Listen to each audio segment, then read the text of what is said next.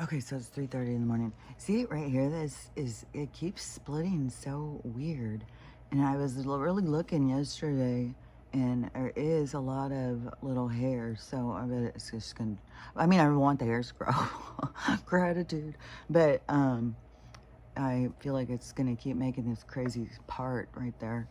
And I don't know, like where it's split, there must be just a part where there's just no hair there anymore.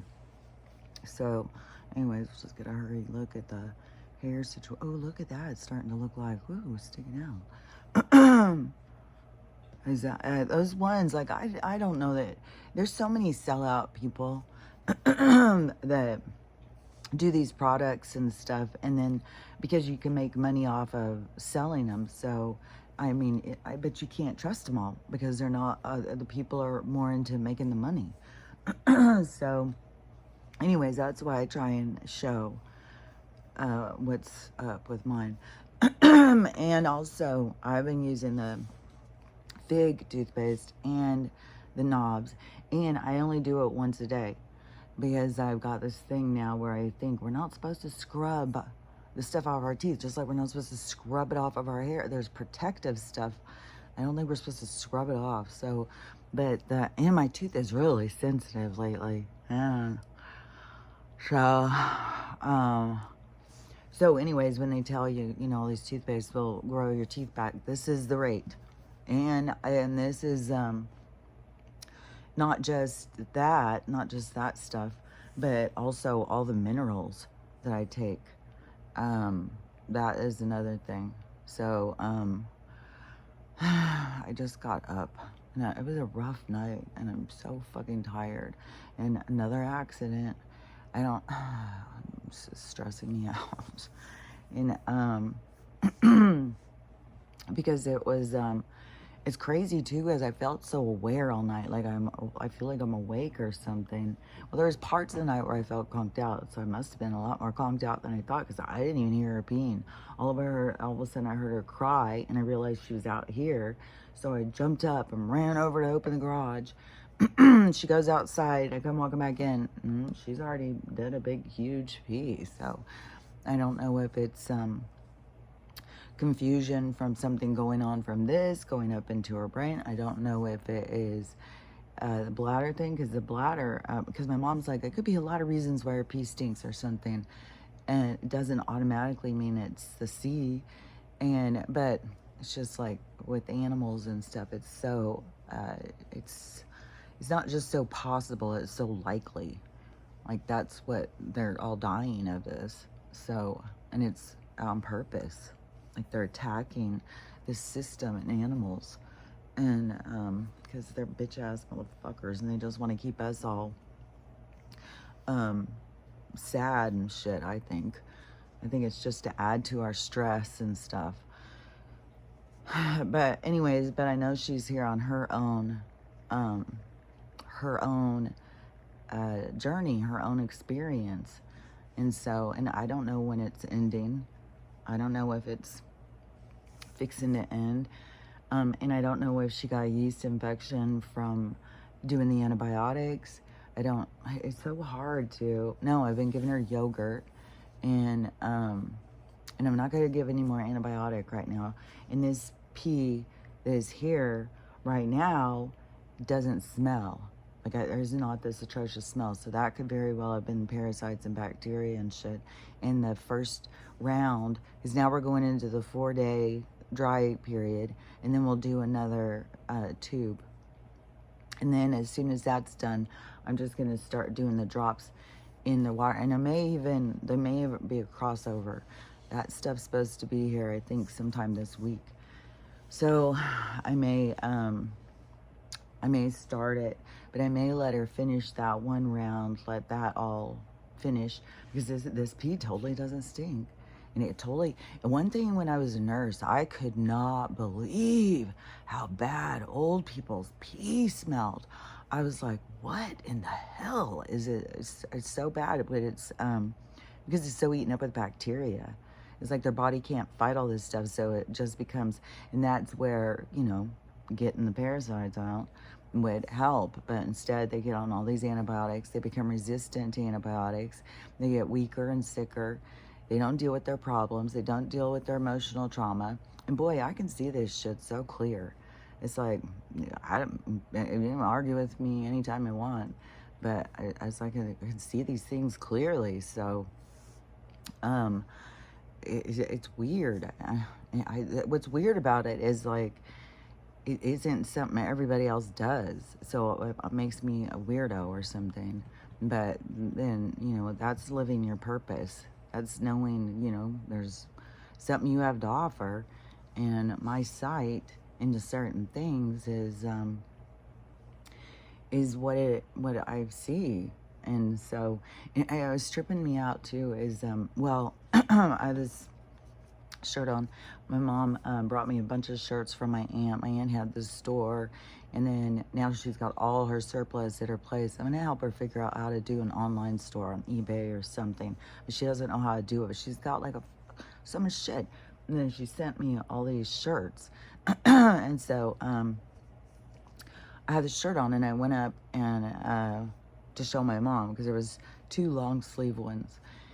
And they were trying to figure out like what size we'll wear. So I went up to show her and the shirts. And so she wanted to take a picture to send to my aunt. And when I saw the picture, I was like, oh my God, I am so crooked. And I'm like, do I look that crooked? I was like, man, in my mind, I see myself so straight. And I've been working on it so long. Oh my God, so long have I been working on this scoliosis thing, where it took years and years, where I started realizing like all the cuts in my stomach and all of that created it to be, which it could have made it. Well, this is the thing. It's like I had this bad twist in my neck. At my QHHT, it showed I got hung, but it wasn't for something I did.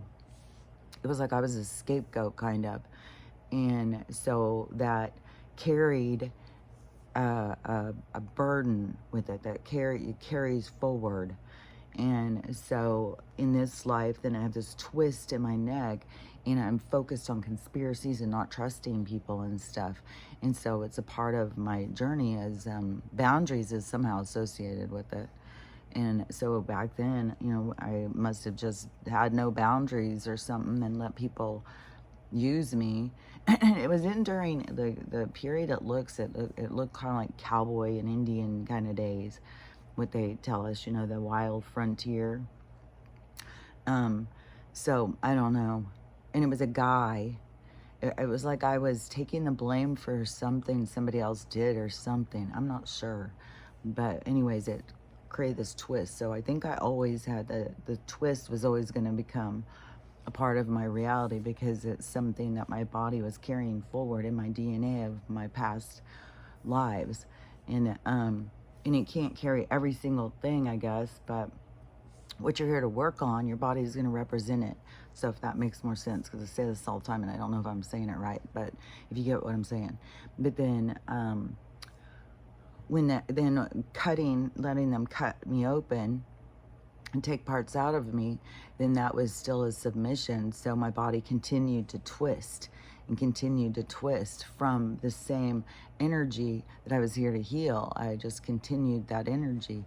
And so my body continued to twist. And then I think when they do the cut open thing, and then you're not supposed to walk, and then when you start walking, you're walking funky, so you get your muscles all tense in a certain way. And it happens over and over and over. And so that is where I have been working on tightening or using my muscle group to pull itself straight and trying to come in touch with the muscle groups and stuff, like stand up and go, okay, this is what it feels like to stand straight. This is what it feels like to stand straight. Remember what it feels like to stand straight.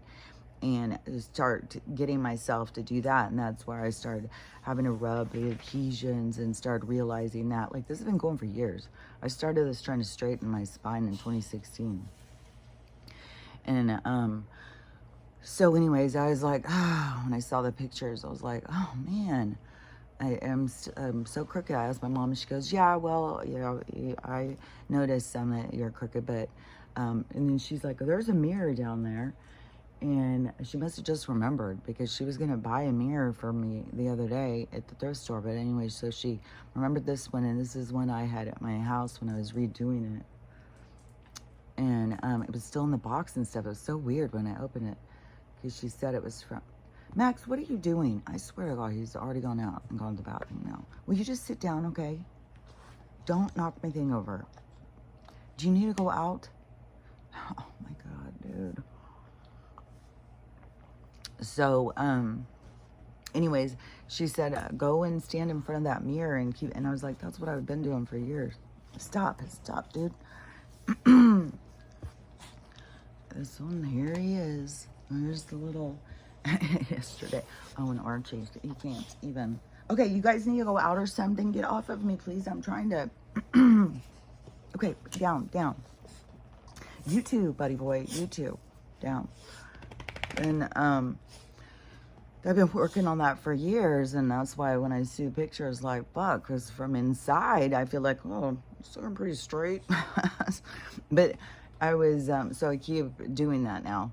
And now I have the mirror again where I can look, because when I was not being able to see, I was just kind of relying on my memory. But now that I can see again, and I can feel what muscle groups it pulls to pull myself into straightness and stuff. But I was, let me think what it was. Gosh, dang it. I swear to God, I get interrupted sometimes. It's so purposeful. So I was standing over there and I was realizing about the muscles. Okay. There was something else about it. I'll just see if it comes to me. Yeah, I didn't know if I finished telling about the Katy Perry shit either the other day with the Perry law or whatever, where she has not just taken the house from this 85-year-old vet, but she also, and evicted him, but she also did it to a group of nuns.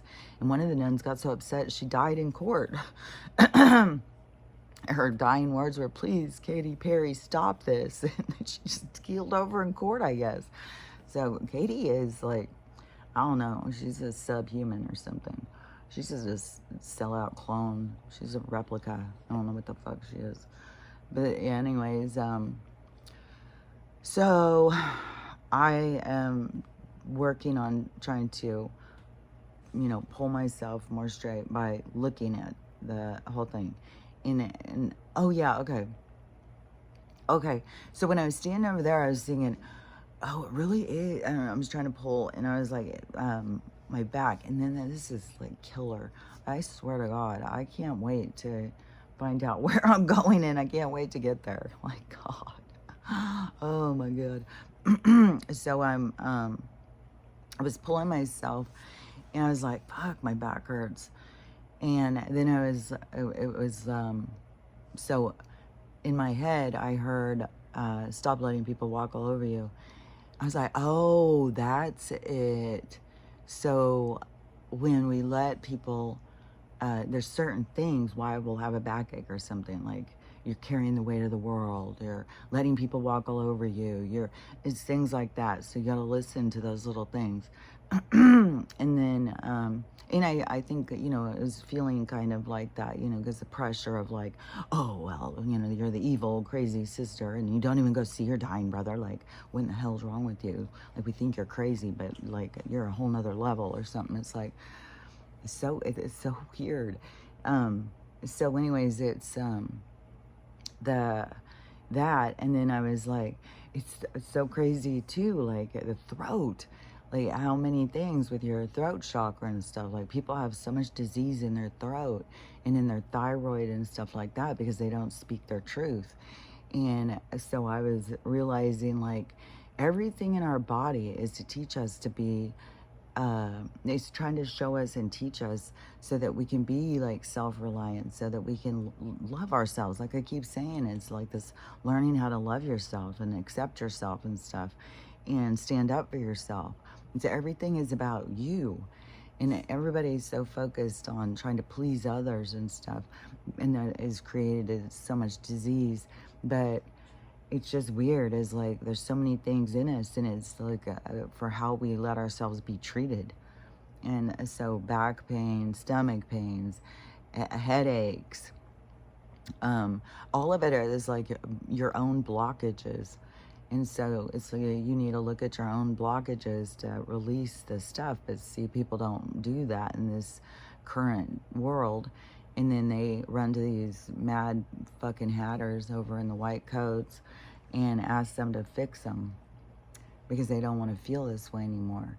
But you got to get in touch with your body, your mind, body, spirit, and reconnect in that way. Because like I said, like this twist in my neck, I think was always there from the and that at a certain point, and when you put it together, this is where it gets really kooky, is because when I started having so much with migraines and so much with my neck hurting and stuff, he's gonna have to go out or something. Max, do you need to go outside?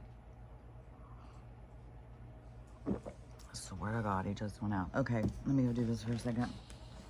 Because it was, in my life was really representing, I mean, it goes together. Let me see if I can explain it better. Come on, go outside.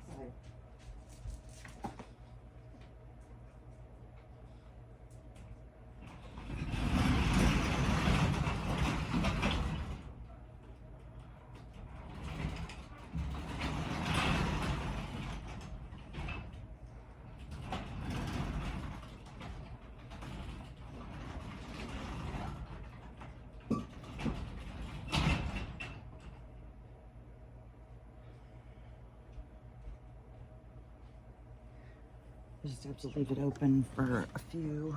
So I got a thing up there to hold it open for a few. But so, in my life, so, you know, I carry in this thing. And then I can see so much of where I started with Dickie. And I was making choices. And my choices were dysfunctional. Because it was like I couldn't tell him I liked him. I needed him to tell me he liked me. And he kind of had the same thing. Like we were at the same vibration in that way. And the girl who did do that, the other Kelly, she is the one who got him, who was married to him and shit. But anyways, but I was the Kelly before that Kelly. And but I made choices because he wasn't dropping to his knees and, you know, worshiping me. Archie is such a little bitch, man. I mean, he's as cute as hell, but he's a bitch. Hold on. Get in here and knock it on. You better stop it right now. No, you stop it now. I mean it, Archie. I'll get my water. You better calm down. I'll get my water. Yeah, you better sit down. You better just sit down there and you better behave yourself. Quit picking on Max. And Max, I'm busy working, okay? Just go settle down. He always runs to me, save me, save me. But Archie is a little hellion. He's a hellhound. He's like a double, he's a, two things. He's cute as can be, but then he's a little devil dog. Come here, devil dog. Oh God, you're so fat now. Oh, look at this fatty, fatso. There. Look at this face. When it turns into a gremlin face, it's very different. Don't even start. Nope. You see this right here? I got my water right here. You better stop. He hates it. He hates water. You better settle down. Max, just go lay in your bed. Just go lay on your bed. And you should see him. He starts doing these circles, looking over at Max, like, fuck, it's on, dude. I was like, God damn dog. Little hellhound. And he's small. He's stocky, but he's small. Out of the three of them, he's the smallest. And he's like, come on. So, anyways, so my was making the choices, and I was going in a certain direction. And direction to me, it felt like, I needed him to tell me how much he liked me. I couldn't tell him, like, that's way too vulnerable. What, are you kidding me? Even when he asked me, when that plays over in my head, I'm just like, oh my God, I was quite a weakling. So I'm such a different person than I was when I was a kid. Like when you look back, hopefully you can look back and see how much you've grown through your life. But I don't know if everybody is. But yeah, you can. Like, it's possible. It's possible to change through living. So anyways, hold on, let me drink this real quick.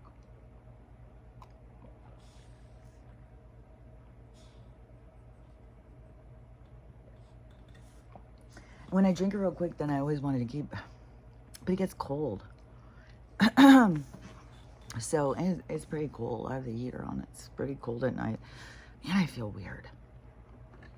My mom came home feeling so weird. She's like, I don't even feel like I'm in this world or something. I feel like I'm in a new reality or something.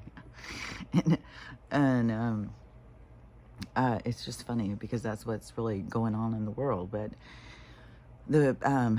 the people waiting on the rapture are putting all the pieces together of like, oh, this is happening, the rapture is getting close, which I don't know. It could be. Maybe that's why I'm here. Maybe she's rapturing out and I gotta take care of the cats. I don't know. I have no idea what the universe has planned for me. If it was me making the plan, I would be in a bed with a yard. I would not be sleeping on a tent in the floor in the garage. And I think that's, making my back sore. But also, this situation, what's going on, like with this whole thing with my brother, it's so weird how these things happening, it's to affect you, it's to bring up this stuff. But so when I first went on to my journey, and so I was already odd man, weirdo from the time I was little. And so I was troubled. My dad was, and I had a different reaction to trouble, I guess.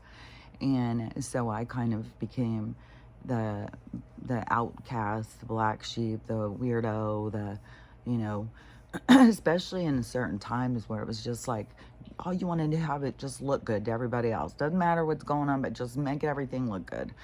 And it's like, but that's not real, and I can't do that. And so, anyways, so I was already kind of in my role of what I was here to overcome. And I even said that to my mom yesterday, which I'll say more about that because she told me more stuff, so I'm going to say more about that. But so so I'd already kind of found myself in this position of not liking myself very much. I thought I was some sort of weirdo, and I always would get the same reactions. Like, people would come to talk to me, and then they would always just be like, I was too deep, I was too weird, I talked about weird shit. And so which, when that keeps happening to you over and over, you start becoming more withdrawn, kind of. And I was more introverted. So I really lived in my head a lot. And but living in my head is living outside of this world. And so I was that only fed into my weirdness, I guess. And then but at some point, so when I was already expecting Dickie to be the one to be like, oh, I like you so much, I want us to be together and stuff, and take the risk of me being like, you're just another musician, which I think that's what he kind of felt like, that I was. But every single person who knew us knew Kelly's obsessed with Dickie. Like, there was nobody else for me, nobody else. And so and I went out all the time, but I just went out dancing. I was just friends with people. But no, I was madly in love with this guy. And And then the guy who came along and did start feeding that need inside of me was number one. And he ended up being like super duper crazy, which I was thinking is weird because my kids are going through the same kind of thing as I'm going through. Well, my younger, his younger daughters, there's two in that pairing, and the older one, she had still had any contact with them. And the second one, she cut him off a long time ago. And so he had called her, messaged her or something just recently and said he has cancer and he's dying or something. And she hadn't called him back. I haven't even asked her if she had done anything, but that is kind of been going on for years and years. And it's so crazy how I kind of just feel sorry for him, you know? Like, he created this, and I'm sorry for any part that I played in it, but I feel bad for him, you know? Like, he's got nobody. Well, he's got some friends. I don't know. Yeah, that's weird, because I just realized, like, oh, yeah, I'm closer to him now. He lives around here, not out here in 9 Mile, but in Spokane.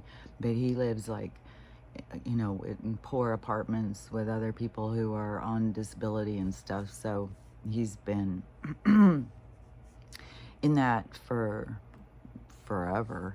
So anyways, but the journey started with me not being able to speak my own truth. And it took me in this direction of the person who's pouring it into me. Well, they must be the one who really likes me. And so I went in that direction only to learn the hard lessons of what that teaches you. It was hard lessons, and I kept doing it. I kept thinking, well, this guy didn't work, but what about that one? Because they were becoming to me, you know, like there was like plenty of guys out there who wanted to be serious. God, the throat clearing shit. And so anyways, then it was the next one. I thought, well, he's different than that one, so he's got to be better. But then I'd find, oh, this one's got this issue. And like I've said before, they all felt abused by me, because it's just low vibrational relationships that are there to teach you to love yourself. And I can see where I went off in the wrong direction. And so when I went off in the wrong direction, by the time I was with number one, and I was a couple years in, and I was already being suffocated, is when I started having migraines. And so my body was telling me, because it was time for me to work on what I was here to work on, but I wasn't in tune with that. My journey was to go and get deeper and deeper into it, and go farther and farther down, and have further and further to come back from, I guess. So, because your journey is going to go the way it goes. You can't change it. It's not like you can be like, learn it ahead of time. No, this is where you learn it. So you learn it when you learn it. And and that just is playing out. And yeah, it could be like on replay or something. Like, it's a set thing. And you have all these people who think that they have so much control over the universe and so much control over stuff. It's like, you have a control over your attitude. You have control over your direction. But there's a lot of things that are, you know, in motion. There's a motion in the ocean. There's a way it's going, and you are the one who gets to decide where you know, how you're gonna weather the storm.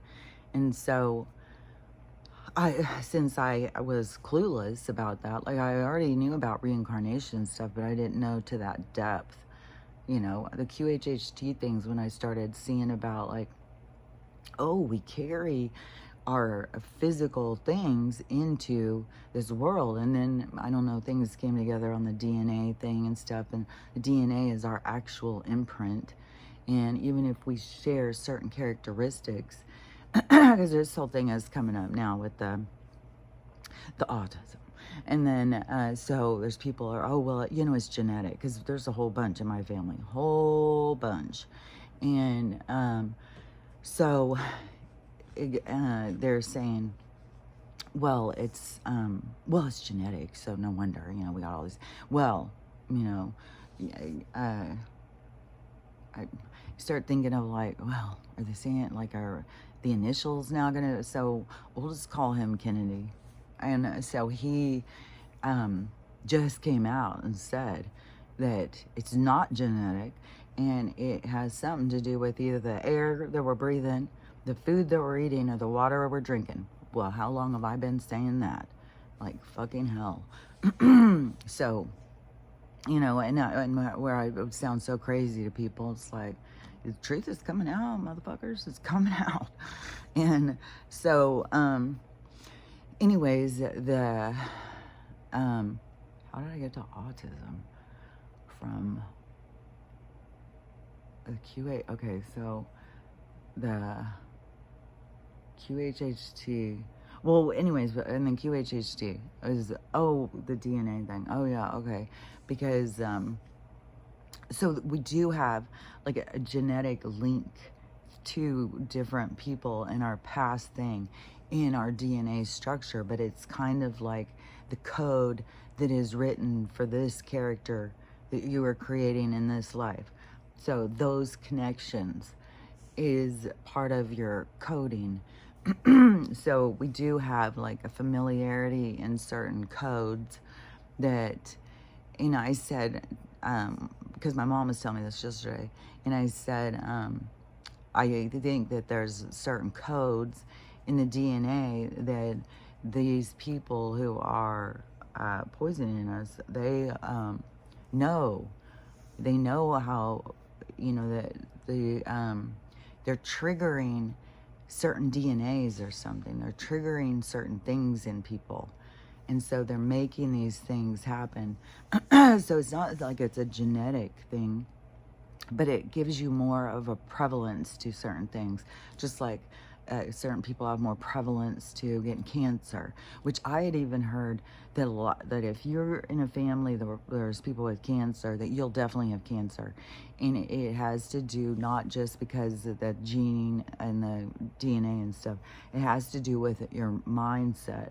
It has to do with how you see things play out and how it programs you into playing things out. And so it becomes a part of you. But everything you're here to play out is what you're here to play out. And you get a better look of yourself after the fact. And so, anyways, and also, see, it's going to have to do with this. And this also was when they put this in, and so it had certain thing to go inside, like a Trojan horse kind of thing, to go inside and attack certain things, certain structures inside of us, so that when the other stuff came in, it had a nice place to attach. And so it's it's kind of like, that's how I see it. And so anyways, but he's here to, you know, just blow this wide open with this information. And it's going to be so much more mainstream. There's not going to be any hiding. Like people, there's lots of people think, oh yeah, well, it won't be on their news. They won't see it and stuff. This is going to go, there won't be able to be denying it. Like it's going to become set where this is for real, for real. And so, but anyways, but so on my neck twisting thing, the more that I didn't stand up for myself, the more twisted I was getting, and the more migraines, the more, like I said, that's where they got started on giving me all these medicines, where eventually I was on 18. It started out with one, and then they start putting pressure on you that, well, no, you got to take it every day, not just when you get a headache, you loser. What do you think? Like, no, you got to take it all the time. So they start getting you on this and this and this, and Topamax, gabapentin, this stuff now that they're like, oh, that's so bad. It's like, well, they're testing it on some of us. And so but I kept going in the wrong direction. And so things kept getting worse and worse and worse, to the point where I got a brain injury. And that is when everything had to stop. Everything flipped. There was no more going on the same way I was going. And I had to make the decision, like, you know, if I was going to take care of myself, or, you know, I had to, you know, go in a direction. I had to pull myself back up. I had to like save myself. And especially like with a brain injury, there's nobody there to save you. I mean, you're on your own. The doctors tell you that all the time too. It's like, you know, the brain's weird. We don't know. Like, it's either gonna get better or it's gonna get worse. And also, where they say like in the first 2 years, that's as best it will get. No, that's not true at all. It continues to heal. You create more pathways and stuff, but you also got to be doing things. You got to be stimulating it. You got to be giving it oxygen, giving it minerals and stuff. So there's more to it than just it's mind, body, spirit. You got to put it all together.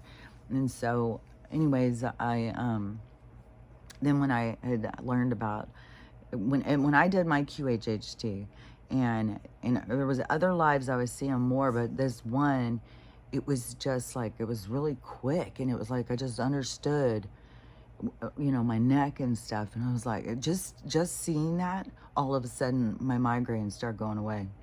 I was like, just understanding, it was just like the remembering or something, and it wasn't like I could remember it all, but it was significant enough where it was like, it didn't hurt so much. Like, I would be curious kind of to see the difference in the x-rays, but anyways, I still have a twist that I'm still working on. And so anyways, now I got this mirror, so I'm going to be working on it more and more. And then with it having the back pain and stuff, then that is showing like there's something else out of alignment in my emotional, physical life. And so that's where I got to look at myself. And then when I had said that, when I was over there, and then they said, stop letting people walk all over you, then I was like, oh, because it's like your back will hurt if you're being a doormat, if your head will hurt if you're not speaking your truth. It's going to just be pounding. So that's how you gotta like look at the things. But so anyways, but the untwisting myself and pulling myself back straight has to do with finding my own balance and finding myself and putting it all the pieces together. So, and that is such a big part of my journey. And so at this point in my journey, you know, where I feel like I finally in my life appreciate my own self. Nobody else does, but I like myself. And I don't anymore look at myself as like broken, you know, like how I used to look at myself. And so now I see myself as having it all together a lot more better. Like just on things like being able to pack up my house in 2 days, even though I didn't pack up every single thing, the things I was envisioning. And where you can push yourself beyond your limits is where you learn, like, fuck, I'm fucking badass, man. You don't see it, I don't care, you know? So you start having your attitude go more towards appreciating things about yourself, seeing yourself in a different light. And so that has been a big part of my growth and journey. It's been going on for a long time, and it is a very up and down, and it's intense. It's not some simple little thing. It's intense. And, you know, like when I very first got the brain injury, there was a lot, man. I was going through so much. I had this whole house. I had kids. I didn't know how to, I mean, I was like lost. I couldn't figure out numbers. People would come up and start talking to me. I didn't know who the fuck they were. I couldn't, there was a part where I couldn't remember how to drive. I would start driving and it was like, fuck, I don't know what the fuck I'm doing. What am I doing? And it was like, I was lost for a while. And, but, you know, I turned it all around, and just like drinking, like, you know, I didn't drink anymore. It was like, no way. And so I had to see that for myself and see like, well, I do a lot better if I just don't drink any alcohol. My brain does better at healing and stuff. The alcohol was making it, I don't know, it would make me do weird shit. And so it was just like, I don't know, it was a mess. And so not drinking, even though like drink a half a beer or whatever, that is, you know, not where you're gonna get drunk or something. Before, when I was single and all of my friends were divorced and everybody's going out, and I had a brain injury at that point, and everybody's like going out and getting drinks and getting shots and stuff like that. Oh my God, and I would puke. I was a mess. Anyways, those were my broken days. Those days are gone. And so the, but anyways, so the healing though goes through all these different points and all these parts. Like I had this total identity crisis. Like I'm no longer a nurse. I'm no longer a productive person in society. What do I do? You know, and that's where I started focusing more on art and creating things and like, oh, well, you could do this. Just do this. And so then I even started doing like craft shows and stuff. And so I was just all into that. Then I started doing the tattoos, got all into that. Then opened the shop. And so I was just trying to find myself again and feel productive, feel like I was doing something, which I think is important for you, whatever your disability is, to find something where you feel like you're being productive, where you feel like that you are growing. That's the thing where we become stagnant and stuff isn't good for us. We need to be growing. We're like vines. We need to be able to have some place to go all over the place, because we'll just keep on growing and growing. But people become so stagnant and so paralyzed. It's almost like people are paralyzed in fear of rejection or something. Like it hurts so bad to be rejected when we were kids, and then we live in such fear of it. We'll please anybody. And I was just hearing somebody talking about somebody that they were married to, and the person had 3 different names. Like this group knew him as this name, so it was taking their name, and it would just either, you know, all these people called him by a nickname, all these people called him by his given name, all these people called him by a shorter version of his name. So all of this different thing, but each group got a different person. Like that name brought out, it was a different person with each name. And so many people are like that, and they don't realize like that they're trying to people please. They're trying to be something they're not to please people. You got to stop. You got to look at yourself and be like, you know, is this really me? What am I doing? Who am I trying to please? What am I acting like this for? But a lot of times people feel like it's just certain parts of their personality get brought out by different people. But I would just say, just look at yourself deeper and see like if you are being fake or phony to try and please others, because that's where you want to pull into your authenticity and put your real self out there. And even though it's scary and vulnerable, you want to start being more true to yourself, because if you're not true to yourself, your body's going to fall apart.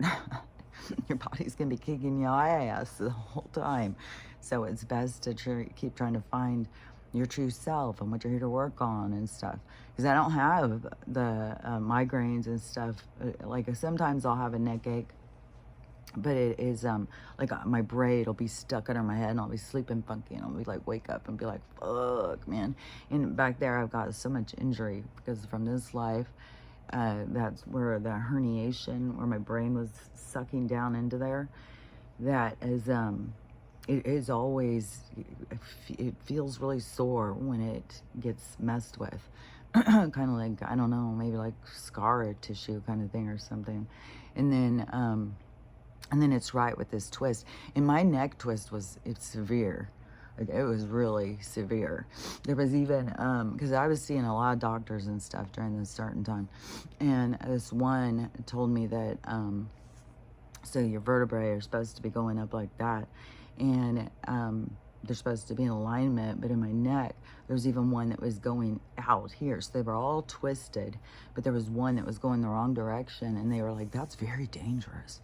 Like, and I don't know what the alignment is now, but anyways, I work on aligning myself. I've been working on loving myself. I've been working on accepting myself, all of that stuff for years now. And so, so this whole thing with my brother has brought up a lot. And so, yeah, when my mom came back, and I could see this. I could see this before. Like, I don't know what it is. I can just look at a situation in my mind and see, and it's like that's why I said I feel like it's more like, what I do is more like, with the, what are they called? The remote viewers. I feel like I'm more of a remote viewer, kind of look into my mind and look into a place and see it and see what, I can see things. I don't know. I can see how people feel like it's weird. And so, and that's, you know, this whole time from 2016, how I've been able to see the future, see what's coming, see what's coming. And where people, you know, started thinking I was so kooky. But it's like, I can see it. And people are, well, yeah, that's what you think. That's what you think's going to happen. Well, I can see what's going to happen.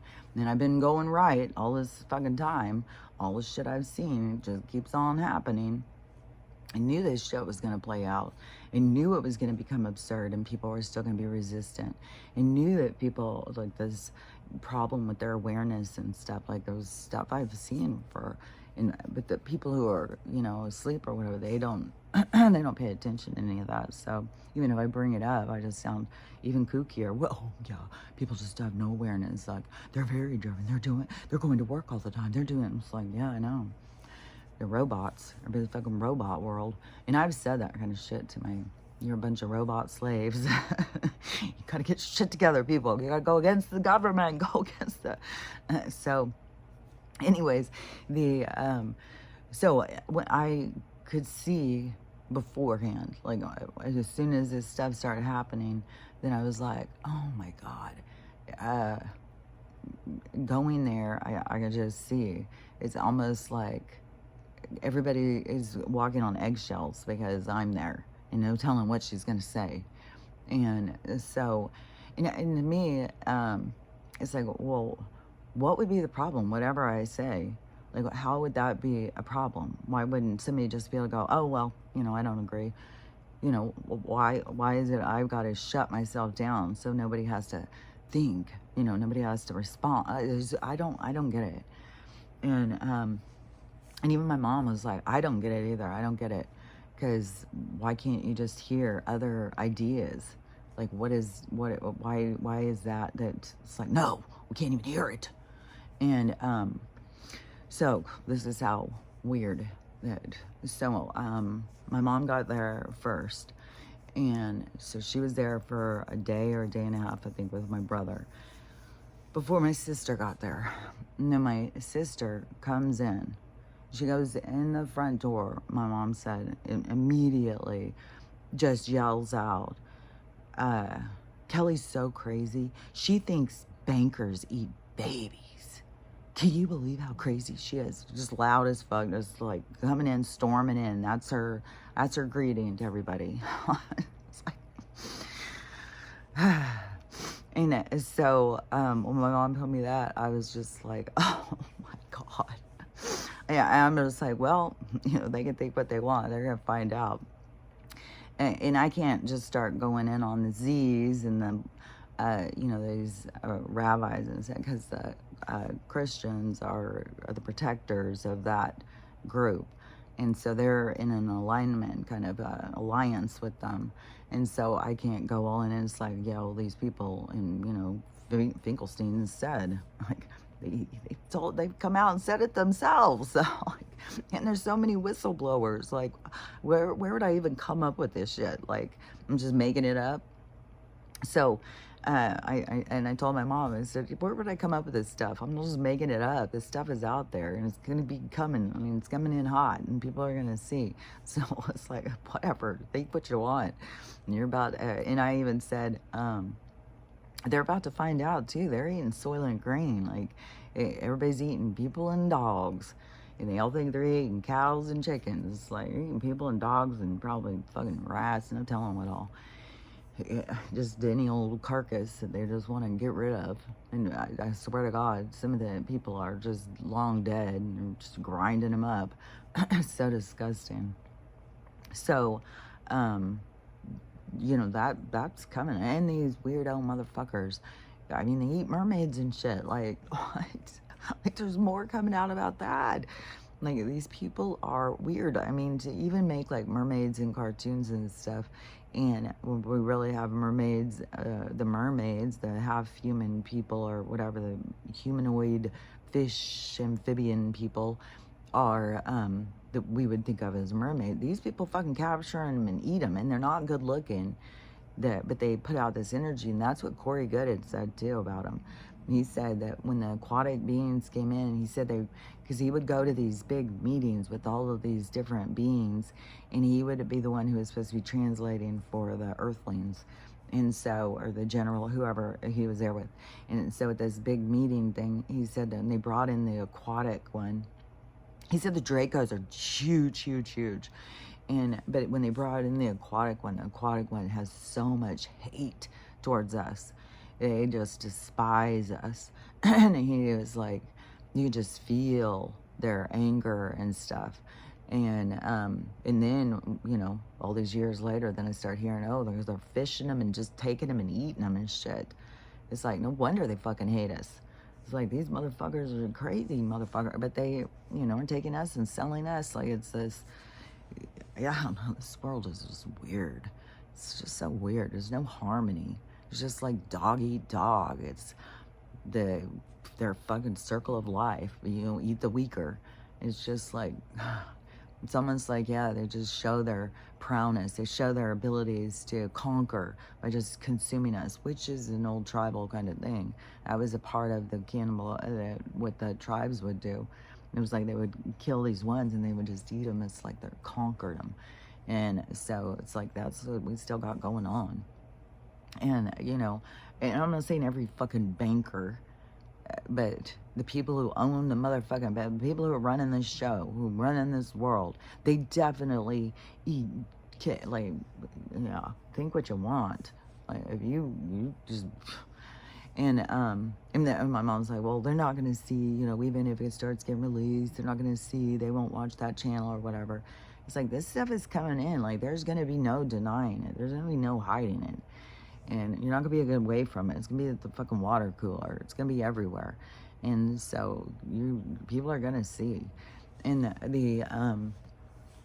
so she said, yeah, and they just carry on about how crazy I am and stuff.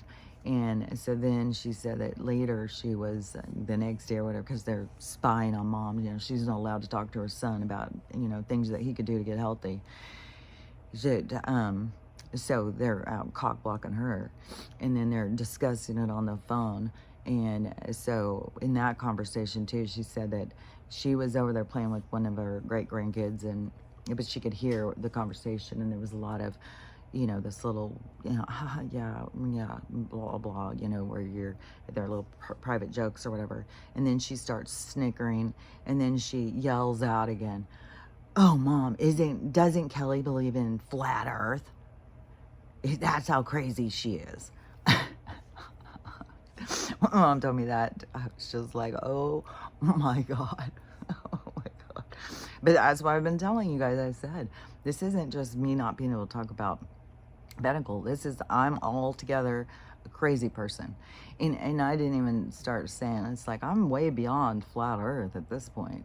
Yeah, I believe that everything is a flat, like this plane of existence, that it would be more going out than going up. But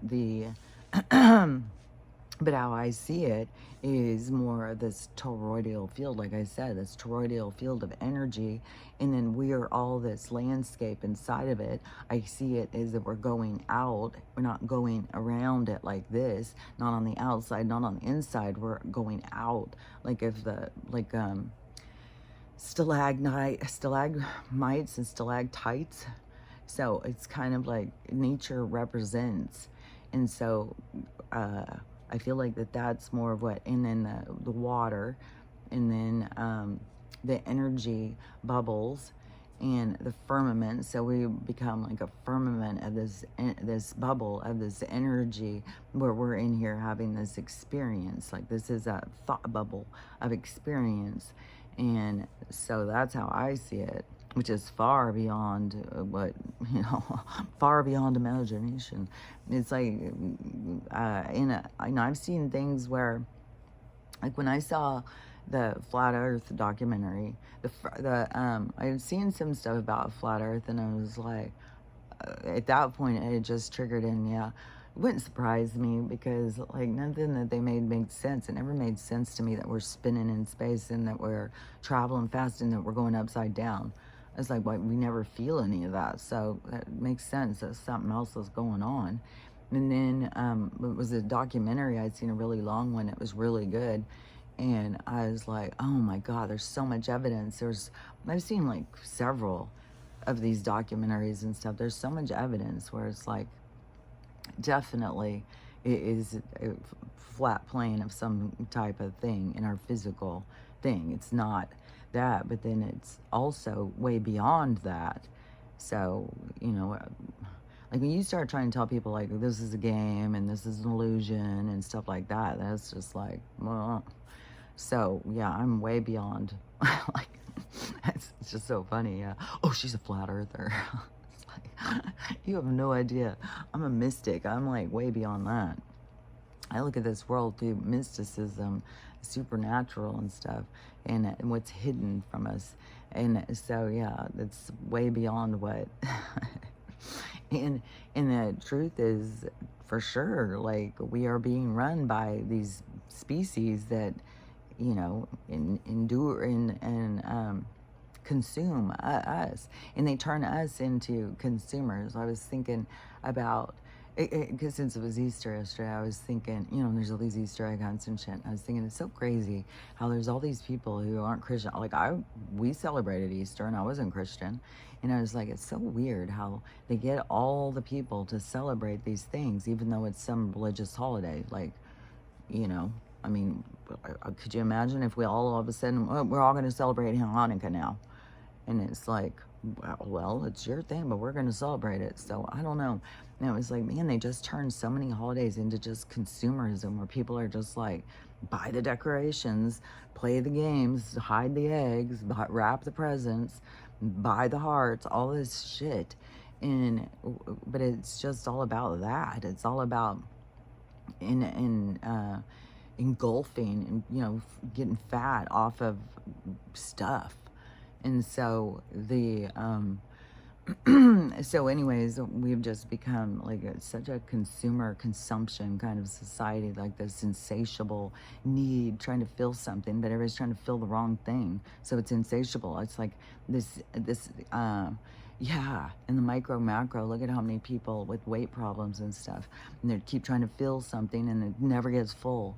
And so we have this representation in our society, and then the people running it, that's what these people are all about. Like, they hold all the money, they're hoarding the money, and that's not enough. That's not good enough. No, they got to make us sick. They got to take every last dime, every last fucking bit of our energy. Like, it's never enough. They're insatiable. They need more, more, more. And they have no feelings. They have no emotions and stuff. They're just like void. And so then it's like, to feel, it's like they feed off of, I think that is one of the things why they, the torture and stuff like that, is they feed off of that. And that's why that, the adrenaline juice is so consumed by them. But I was seeing something, what was that the other day? Because I was like, oh, it's not even just the blood. It's like, I was something else with the adrenaline thing. And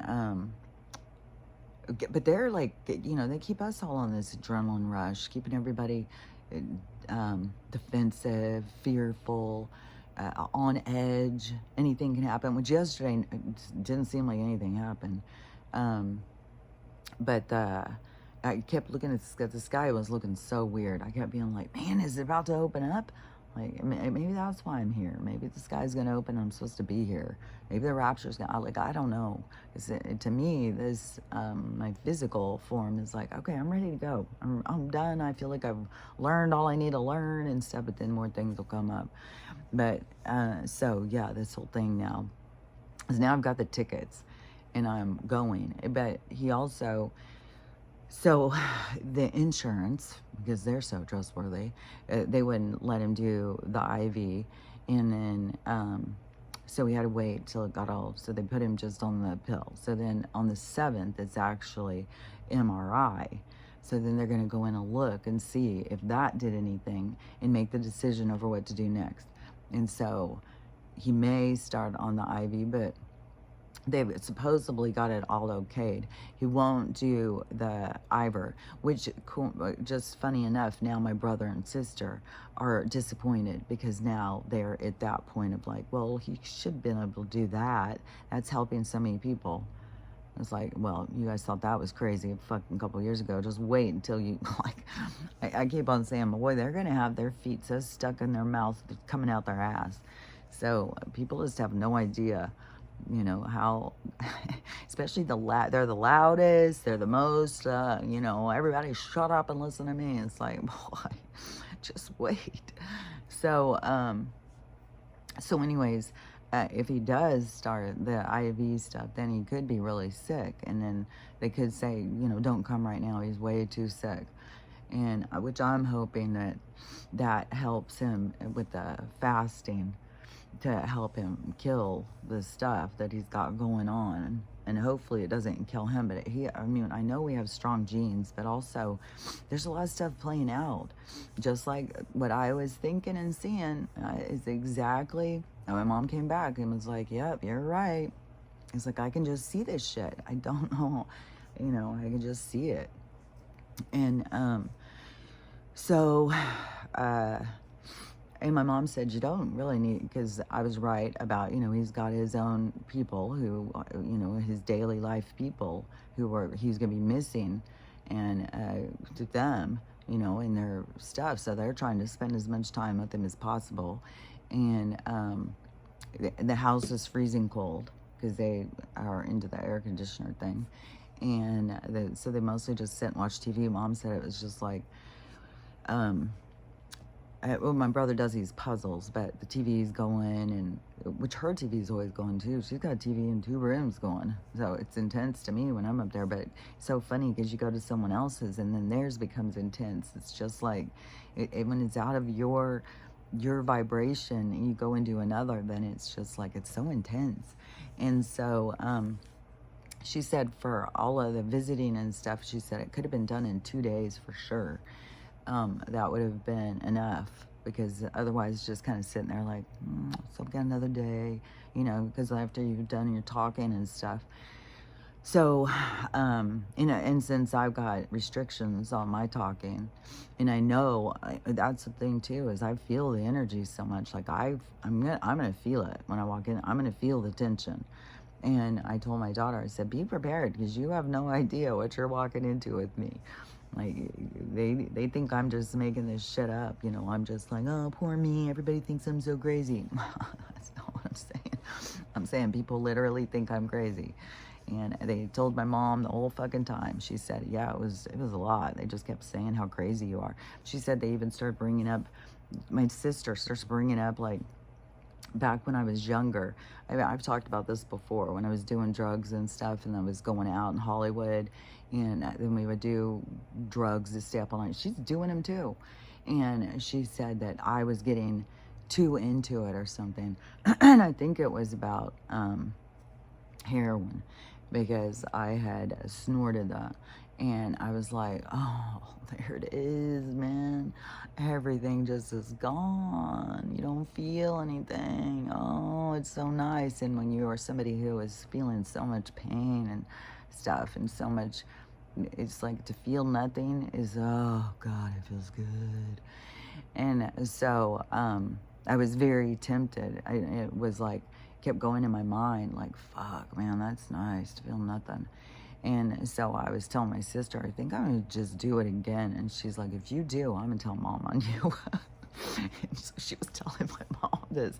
And there's a lot of stuff that my mom doesn't want to know this. She doesn't want to know this. She doesn't want to know this. She just wants to stay in this. So she was hearing things. And so she told me, yeah, she's going on about what a drug addict you were. And she had to save you and all this stuff. It's like, oh my God. And and all this. And I was like, oh my God. I was in my fucking 20s. And I went out in Hollywood. This is such a small part of my life. It was never like some big part of my life. It was such a little small thing. But holding back 45 years ago, you know what she was doing? or 40 years ago, whatever. And so it's like they hold on to this past version of you. They don't even know. My sister doesn't even know me now. She doesn't know me at all. None of my siblings know me at this point.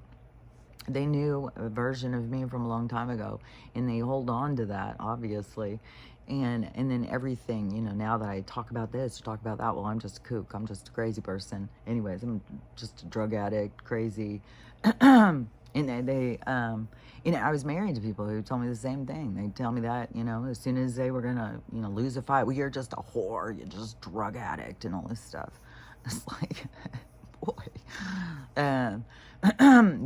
you're the one who loves me. You're the person who loves me and all the people in the world, and you're calling me a whore, drug addict. Okay, this is love. It's like, no, this isn't love. It took me a while to get free from the cesspool of what we call love, and it's a lonely journey, walking away from that. There's people who still feed off of that. They're still going on Tinder, still going on all these websites, just looking for the one, just trying to find somebody who I would ignite with, somebody who we vibe. And it's still, it's just fake and phony, and you're going to be vibing with people who are just as broken as you. So, and you just don't realize it. And then you're so blind to yourself, you think they are the problem. It's like, no, as soon as you figure out you're the problem and you start working on you, things change, things get better. You change directions in your world. And it can be a lonely path for, but it is also, it's a very prudent, but it's very,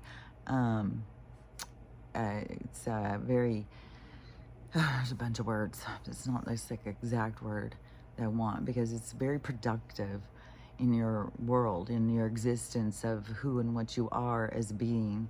And so, anyways, I can see it all, but I knew that my crazy is way beyond. It's like every single thing I think. I believe in aliens. I believe in Bigfoot. I believe in fairies. I believe in unicorns. I believe this world isn't what we believe. I believe in ghosts. I believe our soul goes on after this. Like, all this stuff is just like I'm a complete crazy person. And then I think I know what's happening in the world. That makes me crazy too. So, anyways, so on my days that I'm going, I said, well, I want to drive out to my uncle's. I'm going to rent a car, and so I can get around. Because my mom said, well, how are you getting there from the airport? And she said, I don't know. I asked my daughter, and she said that, I said, is my niece picking us up? And she said, well, probably. I don't know. We'll figure it out later or whatever. And then my mom said, oh, no, you got to, there's nobody. And my sister, she had called from the airport looking for someone to pick her up. And they're like, oh, nobody's coming to pick you up. Like, here, we'll go. You can take an Uber. And she said, well, it's $100. And so they sent her the money to take the Uber. And my mom said, so you have $100. I said, well, I'll rent a car. So I'll rent a car, and then I can get around too. And so I'm going to drive out. My uncle lives like 2 hours away. And he has a huge trunk of old family stuff. And so I'm going to go out there and go through that with him and see stuff, and maybe bring back old pictures and stuff. So that'll be cool. So I'm going to go out there and spend time with him for one of the days and go through this old family heirloom stuff. And then I'm going to go to my aunt's, the one who had the store, and hang out with her one of the days. So I'm going to make sure and go see them. Probably see my one cousin. But there's a lot of family split ups in everybody's thing, where people aren't, so you can see these ones, but those ones won't come, you know what I mean?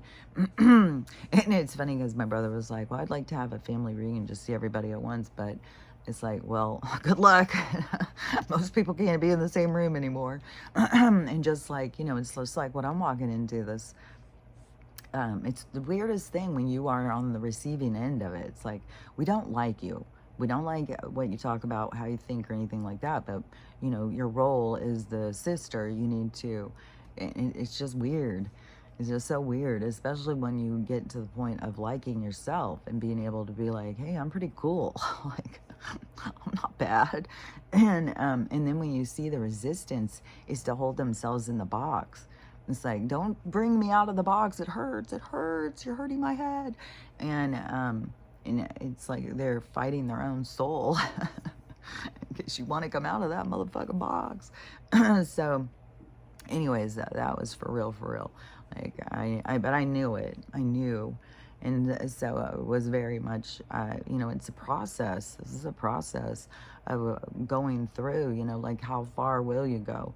How far will you let people treat you where your boundaries are and stuff like that.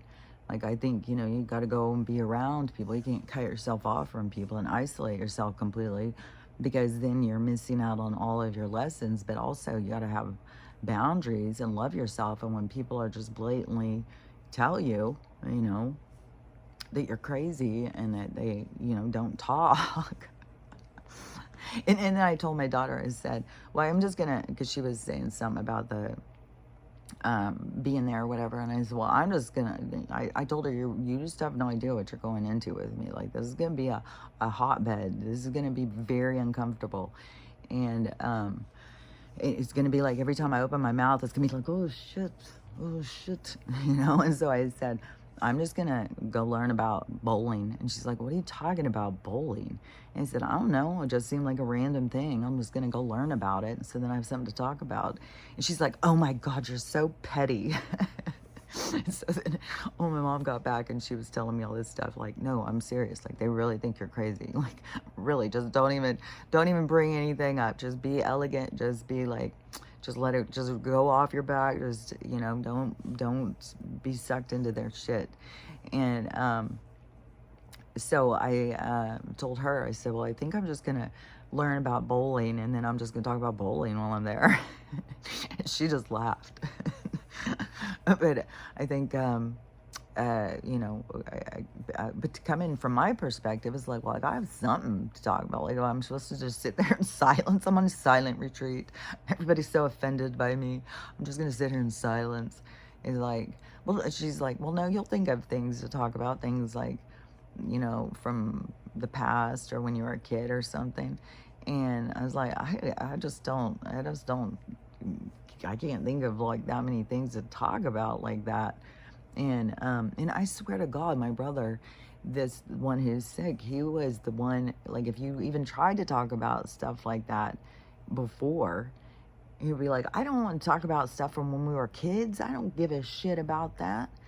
And he was like very cut off from that. And back in a period of time where, and I was way more whiny about, like, life was so hard.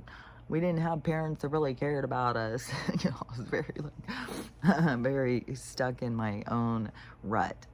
And so, and then when I would try and talk about anything from our childhood or our past, it would be like, I don't give a shit about that. But now it's like, you just got to go in and talk about that stuff. It's like, this is so weird.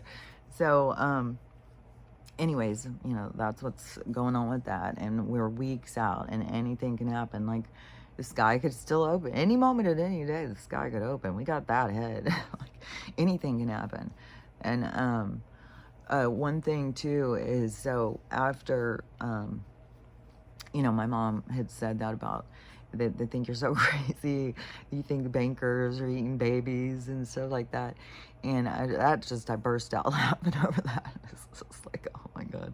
And so and then the flat earth, like, it's so ridiculous. Like, I think so much crazier shit that so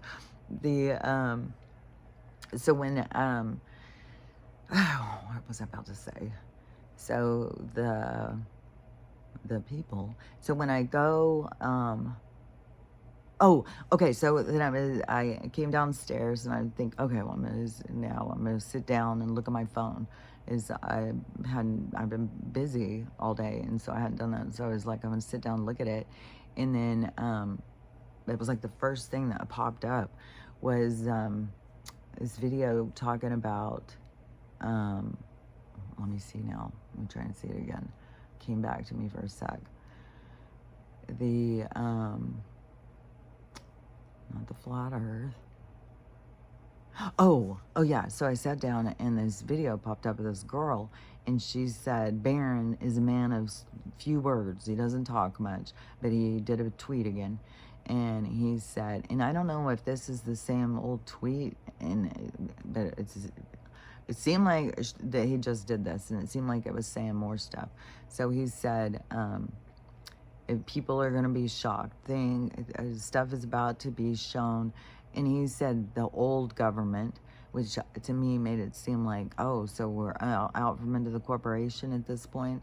And that's when people are going to start seeing like, oh, the loans and shit, like we didn't have to be paying this shit, because once it's constitutional, it's against our constitutional rights. There's already judges who have said, but they just continue. So hopefully that's about the corporation is ended. And so when he said the old government, you're about to find out how really bad it is, and people are going to be shocked. People have no idea what's coming and how bad it really is.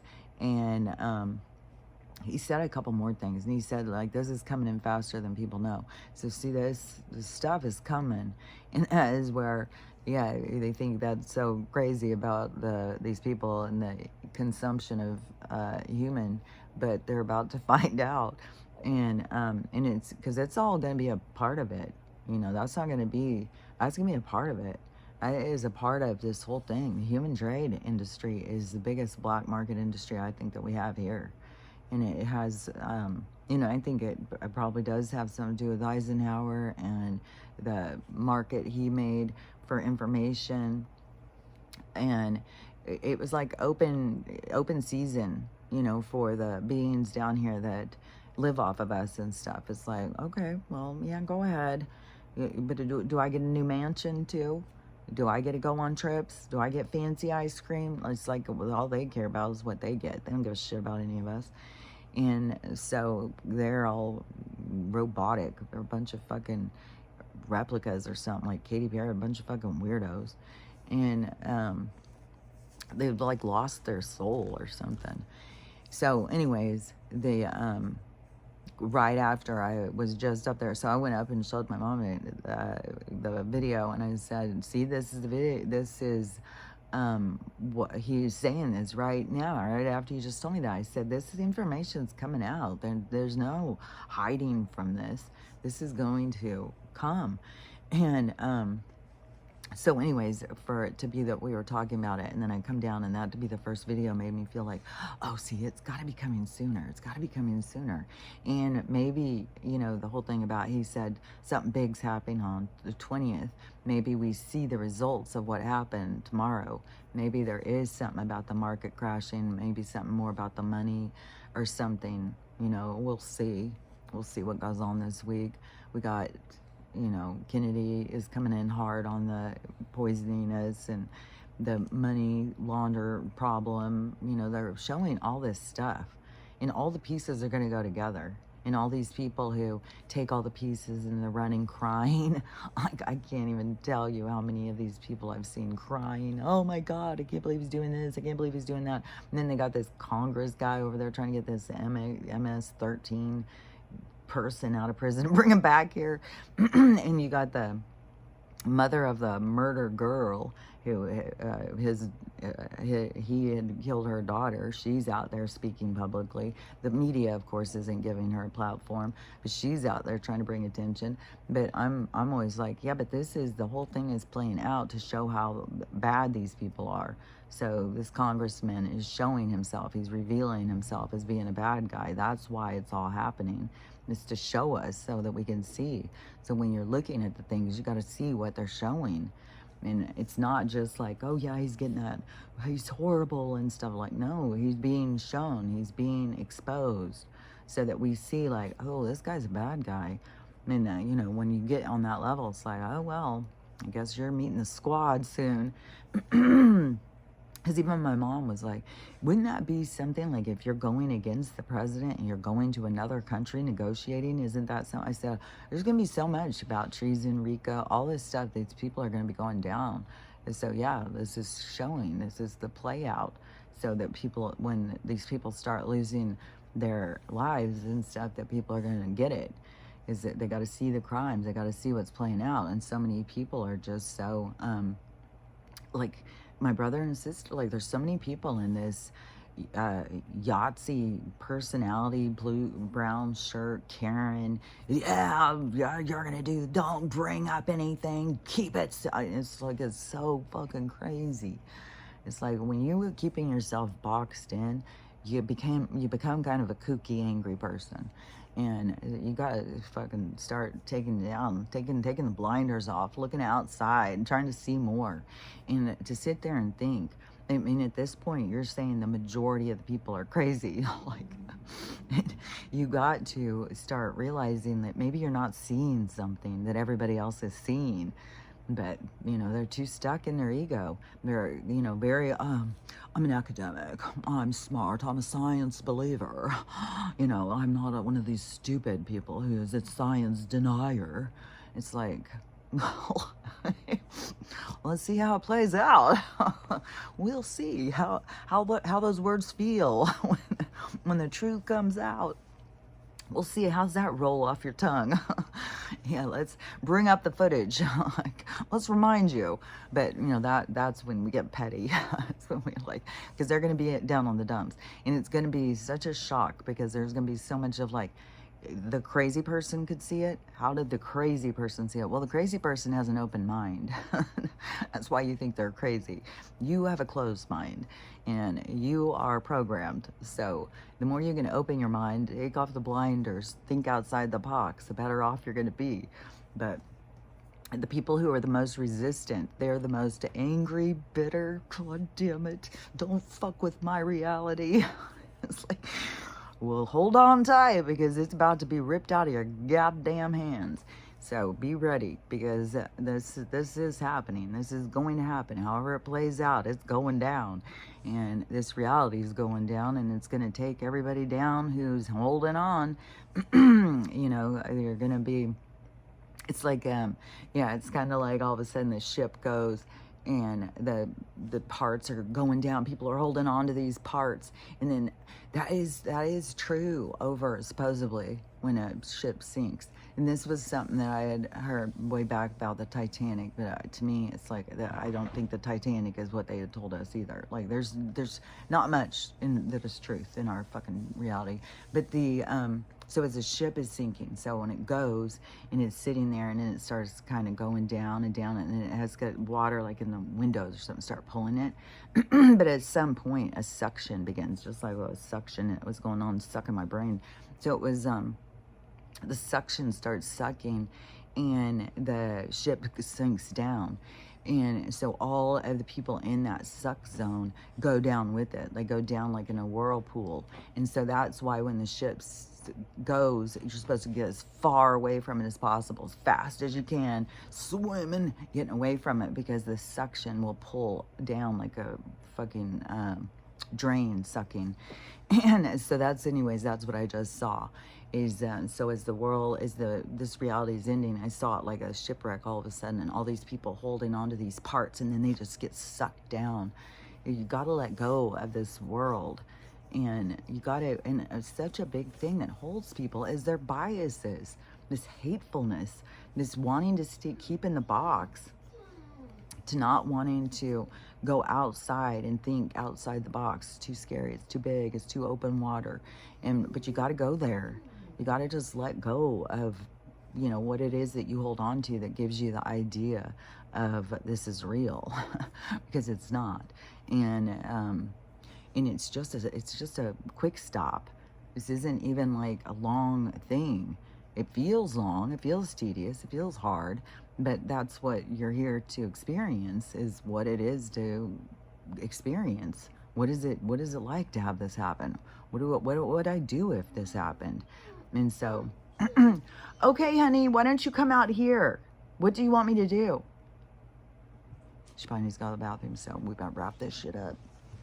So just remember, what we're doing here is learning how to love ourselves. Even if everybody else hates you, everybody thinks you're crazy, just still love yourself, because it's important. And otherwise your physical body will tell you, honey, why don't you come out here? So remember what we're doing here. Learning how to love ourselves. Learning how to love everybody, even the ones that hate you. So learning how to love ourselves, love everybody, and how to have a loving day, because it's totally up to you. It's your attitude. So We'll talk about it again tomorrow. Talk to you later. Bye.